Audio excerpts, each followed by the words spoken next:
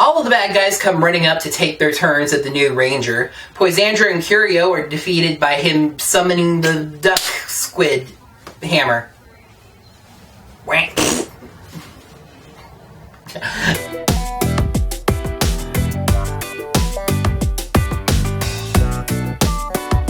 Hey there, Rangers, and welcome to another Power Rangers Dino Charge episode review. To clear up some confusion, yes, I'm aware that episode 11 of Dino Charge is not called Send in the Pounds. I was taking the week off since we didn't have a Labor Day airing, so Kaizoku was doing a deep memory scan and found an odd episode review that neither of us remembered doing. I don't remember this particular adventure, but there's a video of it, so I decided to go ahead and let you guys see it. But now Dino Charge is back with 2 weeks of brand new episodes before one last single week break. And actually, that brings up another clarification. I'm not entirely sure where this confusion came from, but the behind the scenes episode of Orange Ranger Videos was never scheduled for this Labor Day week. It's actually scheduled for the Worldwide Day of Play week, so that episode is going to be uploaded on Monday, September 28th. But now we've got a golden episode of Dino Charge to review, so let's get into reviewing episode 11 and see what will break out. Oh, hi Sledge. Good to see you again. Sledge gets a recap of the battle that he missed and tells Fury that if he can't turn the Terrazord into the Terra Charge Megazord, it and Fury are useless to him. That doesn't really make any sense, both because he was more than happy with just the Zord before, and the Zord itself is more than enough to cause some good carnage. The treasures of Xandar are now on display at the museum, as are Kendall's legs. Nice miniskirt. So, Kendall is telling more of the story of Sir Ivan. It turns out he did find the gold energem in that river. Bratty Prince Colin claims it, but then they're attacked by Fury. They try to hide this with Fury in a big furry coat, but his voice is really distinct. They show the intro right in the middle of this flashback, which is something that I have mixed feelings about. On the one hand, the intro was a really jarring interruption to the flashback, but on the other, they went straight back into the flashback instead of going to commercial. And look guys, clearly Ivan's not going to be the Gold Ranger. He's fighting with a real sword. If he was going to be a ranger, he'd be fighting with a shovel or a chair or something, right? So the story wraps up by saying that they don't know what happened to Sir Ivan or the monster, but the stone floated to Prince Colin, who named it the Stone of Xandar. But as the guests start looking over the display, Coda, who's now found a snack, sees a pair of black limos pull up.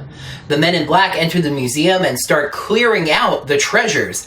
They are led by Prince Philip III of Xandar. Yes, the real Prince of Xandar, who's none too pleased with the little stunt that Tyler and Shelby pulled. Coda tries to tell him that they didn't mean any harm, but Philip just lets him have it for his caveman appearance. Coda lets it roll off, though. So Philip takes the gold energem and they all just leave. I have two gigantic problems with this scene. Number one, the Rangers and Kendall do absolutely nothing to try to stop Philip from taking the gold energem. Listen, I realize it's technically probably his by right, but this is more than just a misappropriated royal treasure. This is the key to Ranger and Zord power. Do something more than going, there he goes. Number two, why was the energem on display in the first place? You made a convincing enough fake to fool Fury. Make another one and display that. Chase even has a line, something like, I can't wait for this display to be over so we can put the gold energem away nice and safe. It should never have been displayed in the first place. Prince Philip is clearly an aristocratic jerk, but he plays it really well. He's got just the right accent for it. Anyway, some Vivics see all this happening and the Royal Convoy is attacked. I really loved that Philip's bodyguards got out of their cars, saw the entirety of Sledge's generals attacking, and still decided to fight. Even after Fury dropped the line, they're dressed for their own funerals, which was a super dark line that I really, really loved. Of course, his bodyguards are outmatched, and Fury threatens Philip and nearly takes the Energem, but Coda jumps in to protect him. I really like the civilian fight we got here, especially Chase and Riley using their chosen weapons.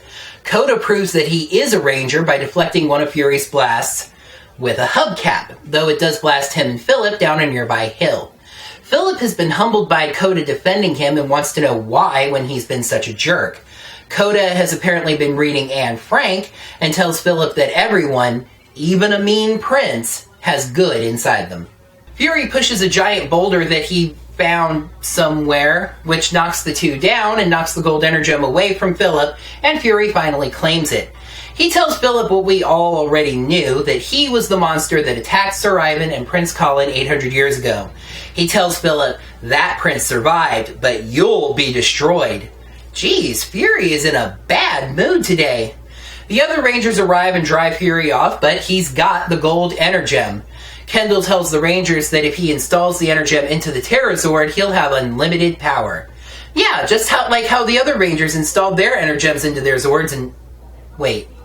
More helpfully, Kendall's been working on a new charger that'll help the Rangers. Tyler goes back to get it while the other 4 Rangers confront Sledge's crew. Philip didn't leave when the Rangers told him to, instead staying on a high cliff and seeing the Rangers morph. The Terra Zord finally shows up and blasts the Rangers, but Rexy arrives and blasts back at it with the Dino Blaze Charger. Then it is time for the advanced tactic of Kendall's new charger, number 16, the Dino Stretch Charger, powered by the Seismosaurus. This charger makes Rexy's neck stretch really long, moving its head high enough to be able to chomp and hold the Terra Zord in place. After a modified slogan, with courage and might ready to fight, the Rangers go to battle. Shelby decides that these seaweed heads don't even warrant her weapon, and decide that Poisandra and Curio will probably be surprised if Riley had it. He uses it to attack them from underground, and it does the trick. Riley then decides to take it one step further, adding Coda's weapon to his and Shelby's, and forming the triple spike. Note that this is kind of the other half of the weapon that Tyler and Chase formed last week, using the other 3 weapons. He uses the Dino Pierce attack to take out one of the spike balls. Meanwhile, Tyler gets the upper hand on Fury, though in a weird sequence where Tyler attacks down and to the right, and then Fury flies straight up, and then suddenly is tumbling backwards. Fury still refuses to give up the Energem, but its energy resonates with the ghost inside of him, which is finally able to fully escape Fury, the energy blast that results demorphing the Rangers. Tyler is temporarily overjoyed, thinking that his father is finally back, but he's saddened to see that it's not his father. It's Sir Ivan. Yes, okay, you got me. It was more than obvious what the show was setting up, so forgive me for a little bit of playful sarcasm. Sir Ivan now has the gold energem and uses it to somehow summon the gold Terramorpher, a wrist-mounted grip morpher with a pterodactyl head on it. He inserts the gold energem, which defossilizes it, and he morphs into the Dino Charge Gold Ranger. I mentioned earlier that Philip had just the right kind of aristocratic accent. Ivan doesn't. He almost sounds overly noble.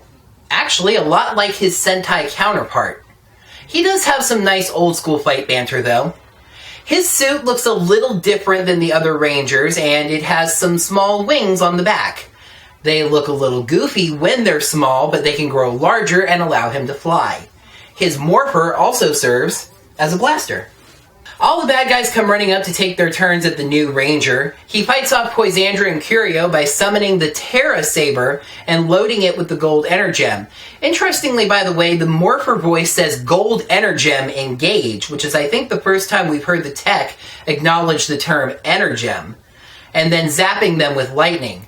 The saber is still charged with electricity when Wrench attacks, and he says it's frying my circuits, which confirms that he's either a robot or an android.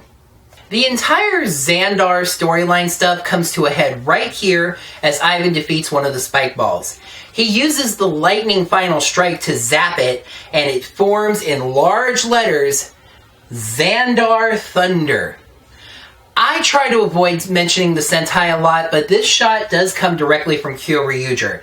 Did they actually write in the country of Xandar and connect Ivan to it just to use this single shot? It could have easily been edited around. Don't get me wrong, I'm liking the Xandar stuff so far, but I just think it's really funny if that's where it came from. Sledge is mad that Fury let Poisandra get hurt. Sledge, once again, my man, misdirected anger. He grows 2 of the spike balls, and the Rangers offer to form the Megazord, but Ivan stops them and says that he'll handle it. Riley drops Ivan a little hint about, hey, the Terra Charge Megazord is kind of in a black cape, emo, evil kind of a phase right now, but Ivan's not concerned. Entering it and plugging in his saber, which, remember, contains the gold energem, the Terra Charge Megazord is de-evilified. Remember, kids, nothing evil has eyes. So visors on the eyes of both the Megazord head and the pterodactyl head on the chest rise up, revealing eyes. Also, in what's really a step back for its look, it ditches the black cape. I really liked a Megazord having a cape, and I was sad to see it go. Time to say nighty-night. Night was cheesy, but good for a laugh. In the right hands, the Terra Charge Megazord is agile and strong with blades on its arm and claw hands, and it makes quick work of the spike balls. And Ivan has a very fitting finishing line for a knight.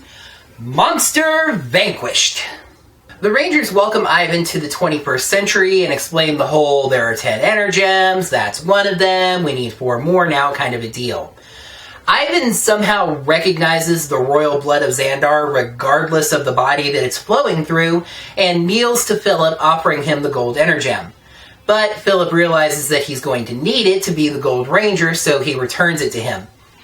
Don't worry, Philip, I don't think gold is your color anyway. You're definitely rocking that gray suit, though. What exact shade is that handkerchief? Is it graphite? So just as Shelby is welcoming Ivan to the team, he leaves. Yeah, he's going to pull a Merrick on us and be a little lone wolf for a while. But unlike Merrick, he's not doing this out of guilt. It's just that he hasn't been a free man in nearly 800 years. Technically longer if you consider he was serving the royal family of Xandar. So he just wants a little free time to do whatever he wants. Alright guys, I hope you're ready to hear this. Breakout is a complete return to form. I can't find enough fossils to tell you why. Episode 11, Breakout. Pros, the comedy returned to subtle background notes. It was a 6th Ranger intro that didn't overfocus on the new Ranger, giving other Rangers time in the spotlight. Ivan's first battle was a great showcase of his abilities and weapons, and the show solved some mysteries but introduced some new ones. Cons, just like the other Rangers, Ivan's morpher showed up out of nowhere. There was no reason for the Rangers to be displaying the real gold energem, and the Dino Stretch Charger was a slightly goofy solution to beating the evil Terrazord. Is there any question how I feel? Breakout easily scores 5 fossils out of 5. Breakout feels like an appropriate title for this episode, because while Dino Charge has been nowhere near anything close to even approaching being in the same universe as anything that thought about possibly being bad, it had felt like the past couple of episodes had taken some steps back. But Dino Charge did break out of that funk with this episode.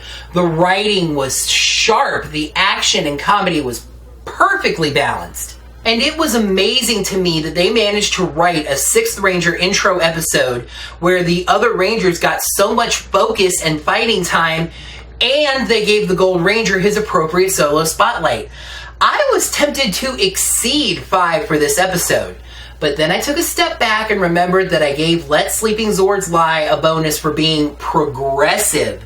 This was just really good, but it is still easily my 2nd favorite episode of this season. Well, the 5 have now become 6. Where is my uniform shirt when I need it? And I actually have an episode to tease for you next week. So make sure to tune in to Nick on Saturday, September 19th for episode 12 of Dino Charge, Night After Nights.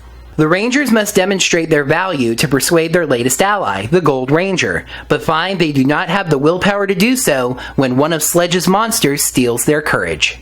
Also remember that next week's review is what I'm going to be basing the Orange Ranger videos behind the scenes special on, that's going to be airing in 2 weeks. So you'll be able to see that review, and then the very next week see what went into making it. So, until next time, and as always, let the power protect you. Bye! Oh, hi Sledge. Good to see you again. It is. You're looking great. Your belt looks like a smiley face. Prince Philip is clearly blah, blah, blah, blah. He's clearly blah, blah, blah, blah. He tells Philip what we all already knew, that he was the monster that attacked Sir Ivan and Prince Colin 800 years ago. He was. He looks good for 800. Been a long time. Wonder if he moisturizes. Does he use those pore strips? Those can make you look pretty young. And give the 6th Ranger his appropriate solo spotlight. And I don't remember the rest of the line. The Rangers must demonstrate their value to persuade their latest ally, the Gold Ranger, but they find that the